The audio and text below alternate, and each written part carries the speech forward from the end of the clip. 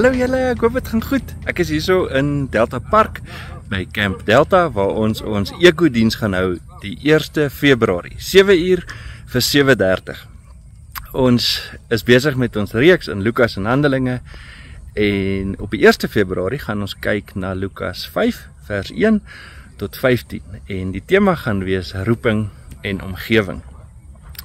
Julle kan julle eie drinkgoed saambring, stoele, onthou jou sonbrandroom, onthou iets teen die muskiete en gasbraaiers, ons gaan na die tyd lekker saam braai en lekker piknik hou. Bring jou kinders en jou familie en jou vriende en bring almal vir wie jy lief is. En ja, hoop julle het 'n amazing week. Baie groete. Bye bye.